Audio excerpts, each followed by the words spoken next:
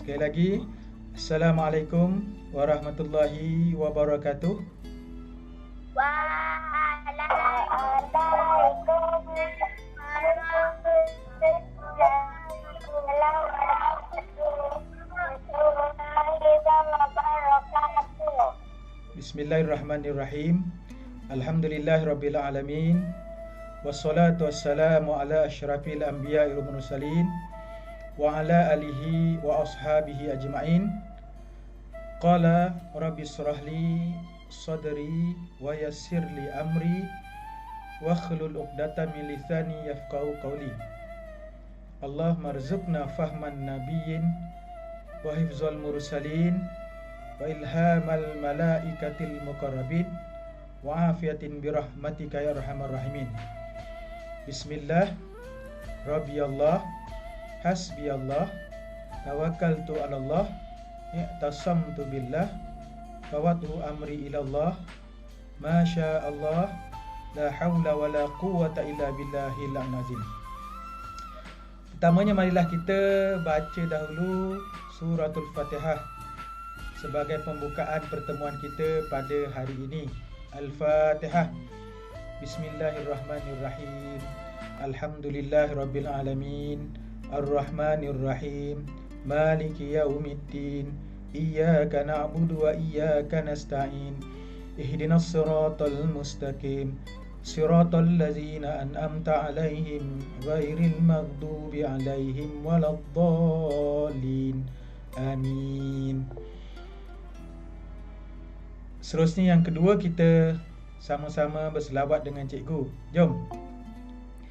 Sallallahu Rabbuna ala nuril mubin Ahmadal Mustafa Sayyidil mursalin. Sallallahu Rabbuna ala nuril mubin Ahmadal Mustafa Sayyidil mursalin. Sallallahu Rabbuna ala nuril mubin Ahmadal Mustafa Sayyidil mursalin wa ala alihi wa sahbihi ajma'in wa ala alihi wa sahbihi ajma'in. Baiklah, semoga bacaan Fatihah kita, pahalanya itu kita hadiahkan kepada junjungan besar Nabi Muhammad sallallahu alaihi wasallam, para sahabat, kemudian kepada kedua ibu bapa kita yang kita sayang, kemudian kepada nenek kita, atuk kita, juga kepada kaum muslimin dan muslimat, mukminin dan mukminat, sama ada mereka masih hidup ataupun yang telah meninggal dunia. Ya, kemudian kita juga berselawat kepada Nabi Muhammad sallallahu alaihi wasallam, tanda kita mengingati Nabi Muhammad sallallahu alaihi wasallam. Kita kasih dan sayang kepada Nabi Muhammad sallallahu alaihi wasallam. Kita umat Nabi Muhammad sallallahu alaihi wasallam. Itu yang paling penting sekali. Semoga bacaan kita, ingatan kita diterima dan mendapat pahala di sisi Allah Subhanahu wa taala. Jadi alhamdulillah, pada pagi ini cikgu ucapkan tahniah kepada anak-anak murid cikgu pada yang berada di depan cikgu ni, kerana pada pagi ini dapat kita bertemu lagi, berjumpa lagi seperti mana minggu-minggu yang lepas. Dan cikgu ucapkan tahniah sabas atas semangat ini. Semangat ini tak boleh luntur. Semangat ini tak boleh kurang. Semangat yang ada pada diri anda semua, kamu semua, anak-anak sekalian, tak boleh hilang.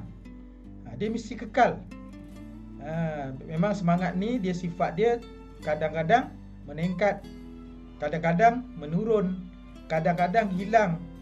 Dan kita usahakan supaya kita sentiasa bersemangat, sentiasa kuat, sentiasa rajin, sentiasa bersungguh-sungguh. Okey? bersungguh-sungguh dalam apa jua aktiviti yang kita laksanakan, terutamanya bila kita belajar, bila kita mengulang kaji, bila kita menuntut ilmu. Itu adalah satu perkara yang diharapkan berada dalam diri kita. Sentiasa bersemangat, sentiasa ada energizer. Okay? Jadi pada hari ini kita sambung lagi pertemuan kita, tajuk kita yang lepas yang berkaitan dengan emosi. Berkaitan dengan emosi ni dia tak habis-habis memang, dan kita kaitkan dia dengan program Minda Sihat. Okey, program Minda Sihat ni dia berkaitan dengan mental sihat. Orang yang mindanya sihat, mentalnya sihat, fikirannya sihat, insya-Allah fizikalnya akan sihat. Insya-Allah dia akan hidup ceria. Insya-Allah dia akan hidup bahagia. Insya-Allah dia akan sentiasa bersemangat, sentiasa ceria, terutama ketika menjalani kehidupan pada waktu ini. Okey, topik pada hari ini ialah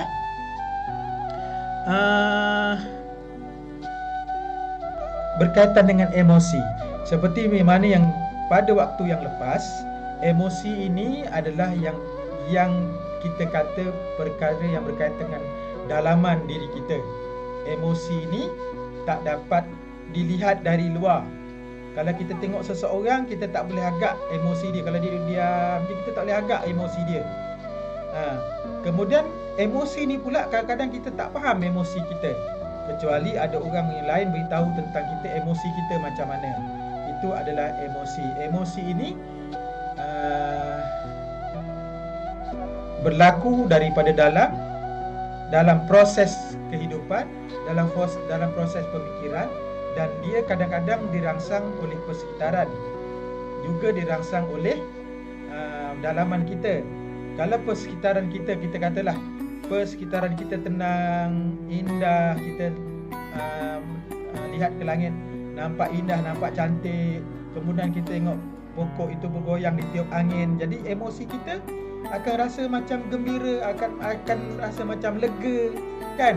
Akan rasa macam gembira macam itulah. Tapi kalau misal kata kita keluar dari rumah, kita melihat langit kelihatan mendung, gelap.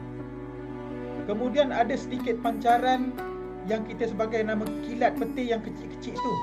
Hati kita akan terasa macam bimbang. Hati kita rasa macam, bukan takut, dia taklah takut sangat, tapi macam rasa tak ceria lah.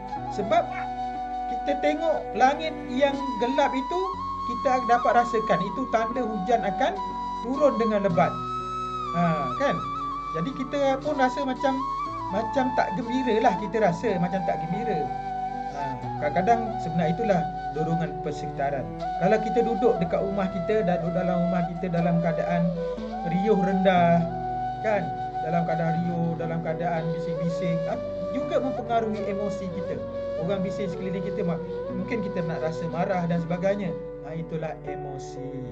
Emosi dari dalam dizahirkan dengan tindak balas perbuatan kita. Okey? Baik. Emosi yang pertama ialah ceria dan gembira. Ceria dan gembira. Apa dia ceria? Orang kan selalu kata, ceria nampak hari ni, kan? Senyum, sambil jalan sambil nyanyi-nyanyi, kan? Sambil jalan sebut, melihat, bercakap, senyum, ceria je orang kata. Orang kata kita ceria. Gembira je nampak hari ni. Orang katalah bila orang melihat kita. Jadi gembira, ceria ni kadang-kadang disebabkan oleh faktor-faktor yang mempengaruhi sekitar kita. Contohnya hari ni atau hari tu, tugasan yang cikgu beri pada awak tu semua siap. Jadi awak rasa macam lega je, macam lapang je kepala. Itulah jadi macam ceria, macam gembira, kan? Jadi senyum, dah lega rasa. Dah dapat bayangkan boleh dapat hantar Kemudian macam baru ni kerja-kerja sekolah yang minggu lepas kan, yang kena hantar kat sekolah minggu lepas tu, dah siap, dah rasanya macam ujung minggu ni rasa yang lepas ni macam rasa lega je, suka je, sebab kerja-kerja yang diberi oleh cikgu dah siap. Kemudian apa lagi yang mempengaruhi ceria dan gembira ni? Antaranya yang kedua ialah tidur cukup. Malam tadi tidur cukup. Bukanlah tidur cukup tu maksudnya tidur daripada maghrib tu tidur sampai besok pagi tu, tak. Sekurang-kurangnya kita ni yang berusia macam anda semua ni, kamu semua ni, anak-anak semua depan cikgu ni, darjah 1, darjah 2, darjah 3, tidur sekurang-kurangnya kalau boleh lah 8 jam sehari. 8 jam tu kalau tidur, dia memenuhi keperluan biologi anak yang sedang membesar. Jadi dia cukup masa tidur dia tu 8 jam. Jadi otak dia dapat berehat. Kalau kita dalam keadaan sedar ni, otak kita sentiasa bergerak. Bergerak tu bukan otak kita goyang macam mana. Dalam tu ada sel, ada neuron, ada neuron transmitter, ada talian-talian yang menghubungkan antara sel dengan sel. Dendrit dia ada, apa lagi kat situ, cikgu pun dah tak ingat nama-nama dia tu. Tapi yang kita perlu tahu ialah dalam otak kita ni ada neuron. Dia ada duri-duri, ada macam tajam-tajam, bulat gitu. Lepas tu dia bersambung antara satu neuron dengan neuron, dia panggil dendrit dalam tu sentiasa bergetar. Jadi sebab apa? Sebab tidur kita cukup. Kita tidur pula dalam keadaan delta, dalam keadaan yang betul-betul nyenyak. Kita tak dengar apa yang berlaku kat sekeliling kita, tak dengar. Kalau tidur macam kita tidur dengar, kita panggil tidur apa? Tidur ayam kan? Tidur ayam tu mata kita kejam, kita bernafas, tapi kita dengar orang masuk dalam bilik kita, orang buka pintu, orang tutup pintu. Walaupun kita tu tak buka mata, tapi kita macam mendengar. Tu namanya tidur ayam. Dia masih alpha lagi, tahap alpha. Dia tak sampai delta. Alpha ni dia macam tidur tak tidur, tapi dia masih dengar apa yang berlaku di sekeliling. Yang kalau tidur yang macam tu, kalau sampai pagi, kita tak cukup tidur, tak cukup rehat. Jadi anak-anak yang cukup rehat, kalau dia dapat tidur dalam 8 jam sehari, fikiran dia, otak kita dapat rehat. Lepas tu dia dapat tutup mata dengan sempurna. Kemudian dia tidur dalam keadaan selesa, nyaman.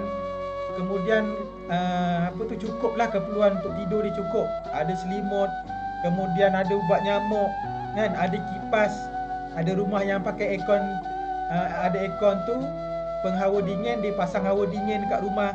Jadi dia rasa lega, tidurnya nyenyak. Bernapasnya cukup. Bernapasnya cukup tu bukan nafas macam mana, maksudnya napasnya bila tarik dan hembus tu dalam keadaan yang selesa lah. Okey, jadi itu. Jadi tidur yang cukup akan buatkan kita ceria. Lawan dia,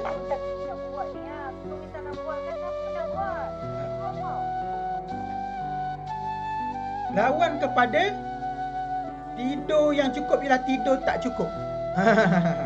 Tidur tak cukup ni banyak sebab lah. Mungkin awak demam ke, sakit gigi kan. Siapa yang sakit gigi dia tahulah sakit gigi macam mana. Jadi bila dia sakit gigi, dia sebenarnya mata dia mengantuk, tapi oleh kerana sakit sangat, jadi dia tak boleh nak tidur. Jadi bila dia tak boleh nak tidur, apa berlaku? Dia menguap, dia mengantuk. Macam mana nak ceria? Bangun pagi esok pagi hari Senin, nak masuk PDPR pun rasa tak semangat sebab tak cukup tidur. Kemudian apa lagi? Minat belajar. Bila dia ceria, bila dia gembira, tadi tidur dia cukup, minat belajar akan semakin meningkat. Jadi emosi ataupun tidur yang cukup tadi mempengaruhi emosi kita jadi gembira. Kemudian hubungan. Ni hubungan apa? Hubungan awak semua, anda semua, anak-anak semua depan cikgu ni dengan kawan-kawan sebaya baik, bagus. Hari-hari dapat jumpa. Walaupun tak dapat main dekat luar tu betul-betul kan, tak dapat lari-lari kan, tak dapat main selalu lari-lari ke, tak dapat main bola ke, tak dapat main basikal, tak dapat main kejar-kejar. Tapi hubungan itu baik. Auni, apa khabar Auni? Kawan kita dekat sebelah sana cakap, saya baiklah. Hari saya tengok awak suka je. Lah tadi ayah kita baru balik lah, dia bawa makanan sedap kita makan. Maknanya kita gembira. Bila kita tanya kawan kita, tanya khabar dia, awak macam mana kerja semalam yang cukup hari, dah siap ke belum? Oh, dah siap lah. Saya ada sikit lagi lah yang belum siap. Bagaimana yang belum siap? Kawan kita pun tunjuk, itu senang aja. Bila kita hubungan kita baik dengan kawan-kawan, kita akan sentiasa ceria, akan sentiasa gembira. Jadi tadi tidur yang cukup, lepas tu hubungan kena baik dengan kawan-kawan. Siapa lagi hubungan? Bukan hubungan kawan-kawan juga, dengan orang yang paling dekat dengan kita. Orang yang paling dekat dengan kita siapa? Adik-beradik kita lah. Dekat rumah kan, adik-beradik kita. Kalau ada adik-beradik 3 orang, ada abang seorang, adik kita, kemudian ada adik kita, kan hubungannya baik, main sama-sama, berkongsi mainan sama-sama, berkongsi TV sama-sama, kan, tak berebut siaran. Kemudian belajar sama-sama, walaupun meja lain-lain, walaupun cikgu lain-lain, walaupun kerja lain-lain, walaupun tugasan lain-lain, tapi duduk sama-sama, belajar sama-sama. Ada abang yang besar lagi, tingkatan 1, tingkatan 2, tingkatan 3, duduk sama-sama. Bila kita tak dapat, kita tanya abang kita tunjuk kita.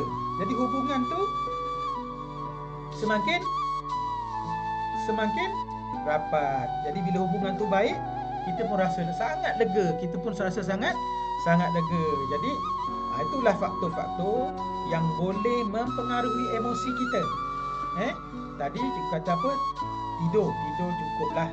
Lagi, kemudian kita hubungan dengan kawan-kawan, kemudian hubungan dengan ahli keluarga. Jadi semua tu dalam bentuk komunikasi. Jadi komunikasi yang bagus, kita akan ceria sangat, kita akan suka sangat. Macam tu. Kita akan gembira sangat. Barulah kehidupan kita, bila kita belajar, kita akan semakin semangat. Kenapa kita kena belajar semakin semangat? Kerana belajar ini, ilmunya, apa yang kita dapat akan digunakan secara berterusan. Minal lahdi ila lahdi, minal mahdi ila lahdi. Dari buayan sampai liang lahat, ilmu tu akan digunakan. Bayangkan daripada buayan tu, masa kita duduk dalam buai. Siapa duduk dalam buai masa kecil-kecil? Masa duduk dalam buai, ibu kita letak elok-elok dalam buai.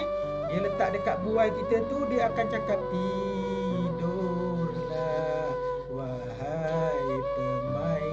suri, tidurlah. Dia kalau kita panggil kita pemaisuri lah.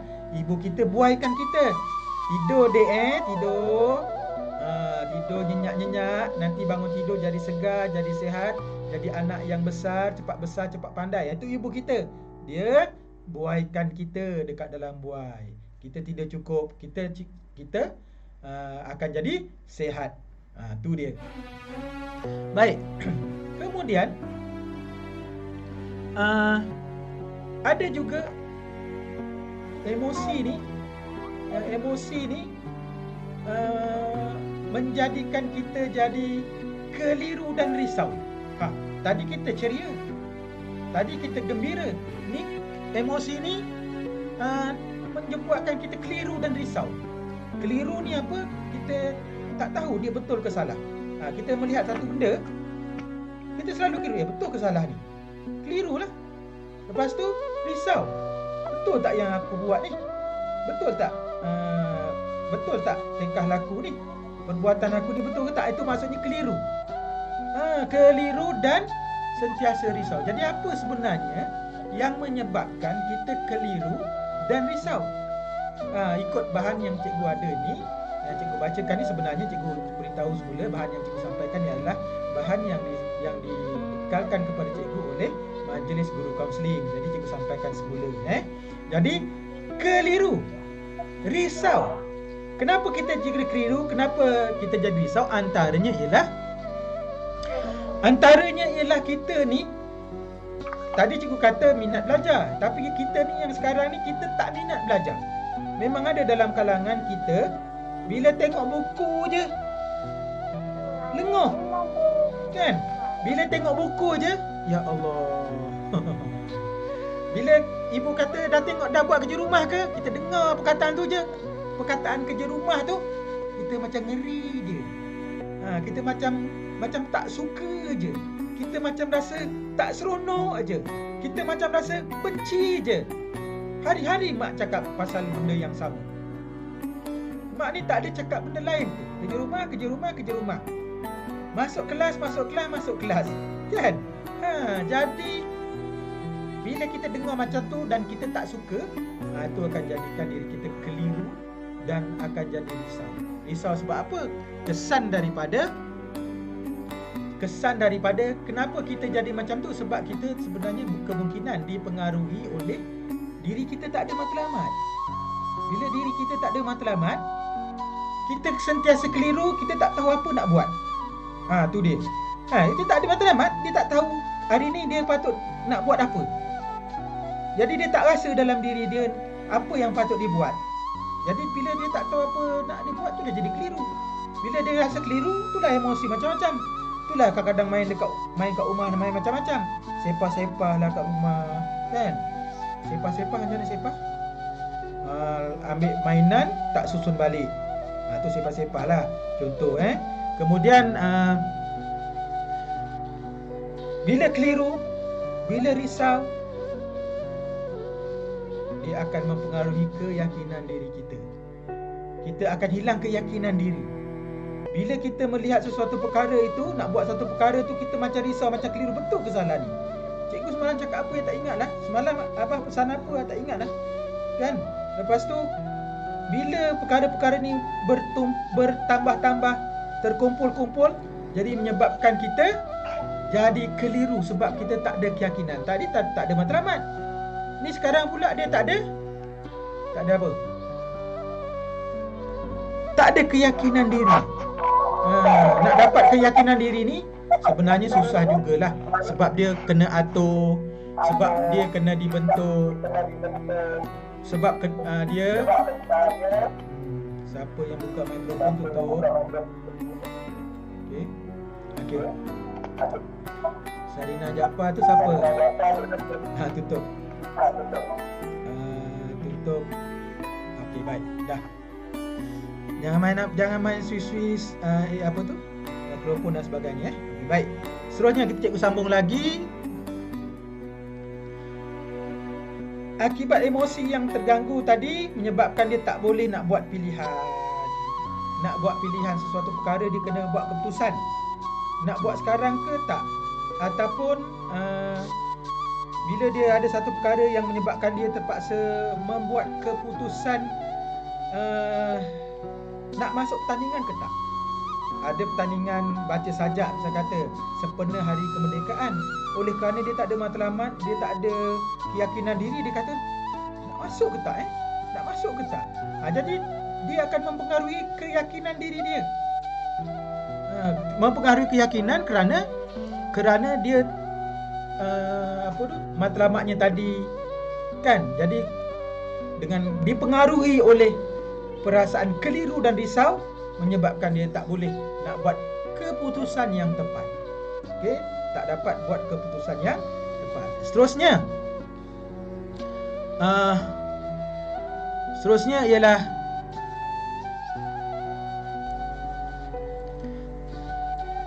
bila tak ceria, bila emosi tak seimbang, kita akan tidak ada semangat. Yang cikgu cakap tadi, semangat ini perlu ada pada diri seseorang. Semangat yang bertenaga tau.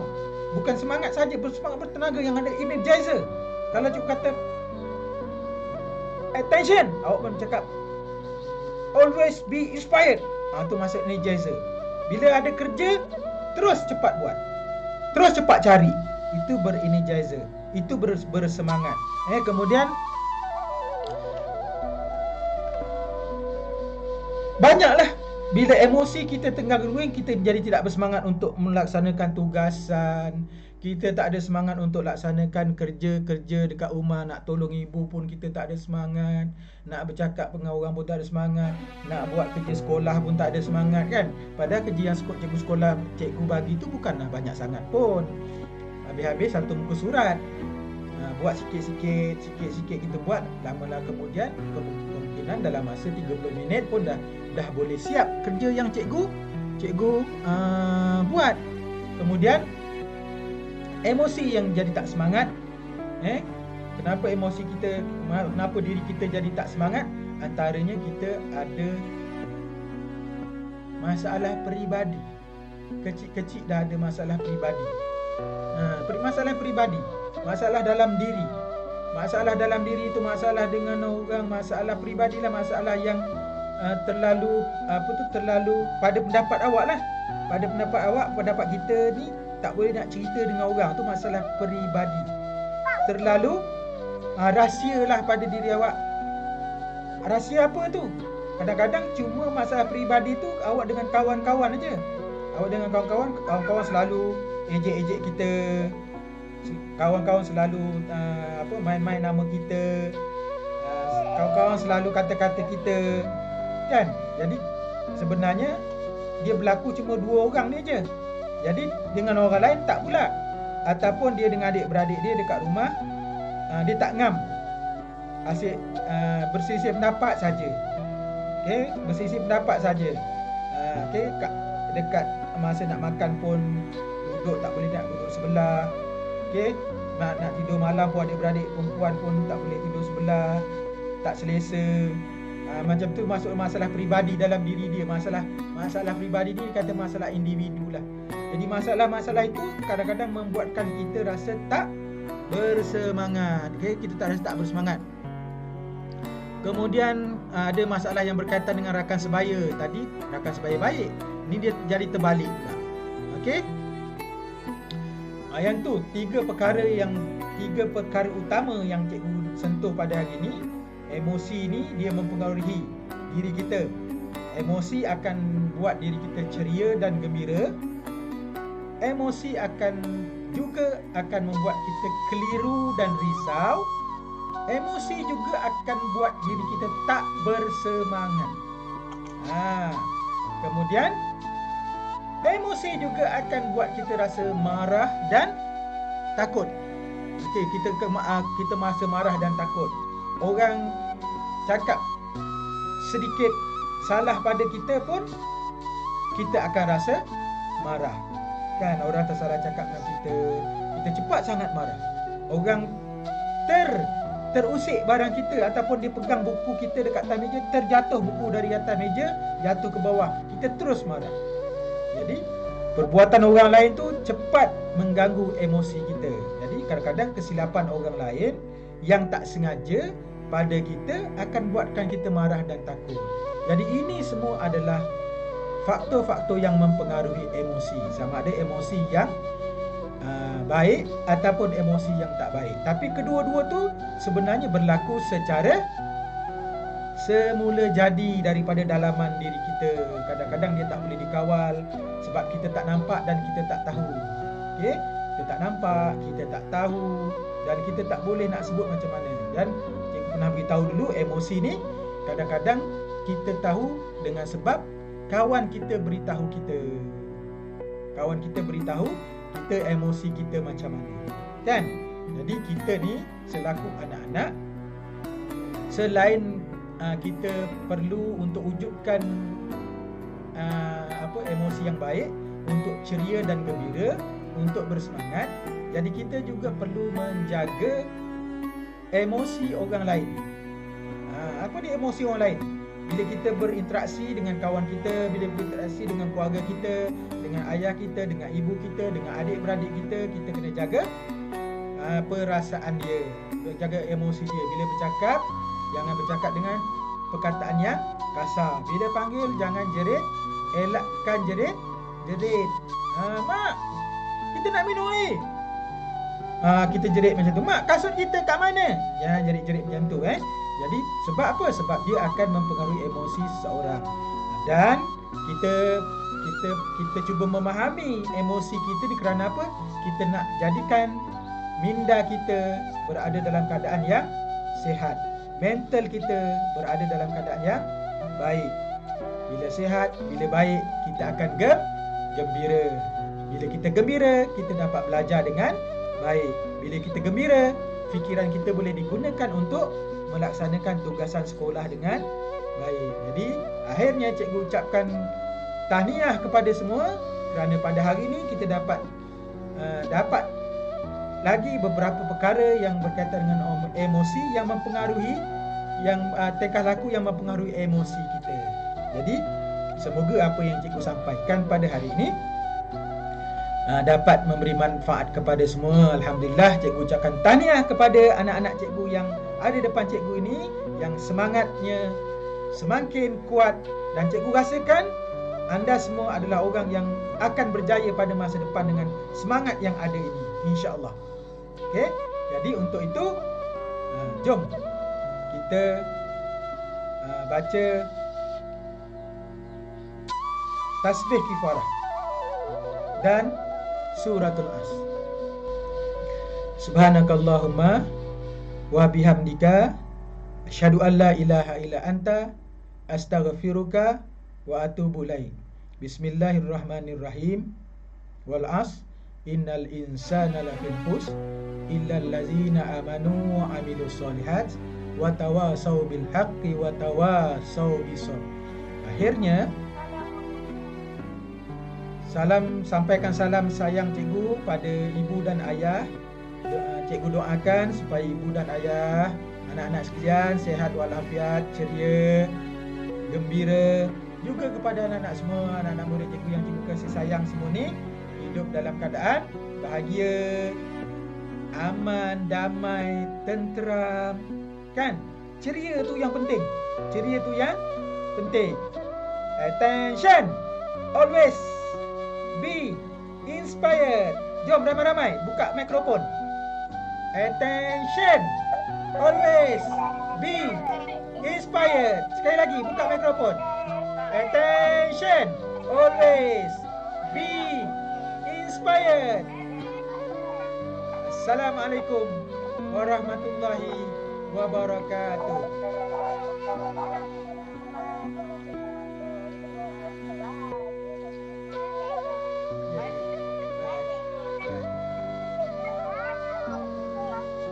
Jumpa lagi minggu depan. Waalaikumsalam. Salam. Sama.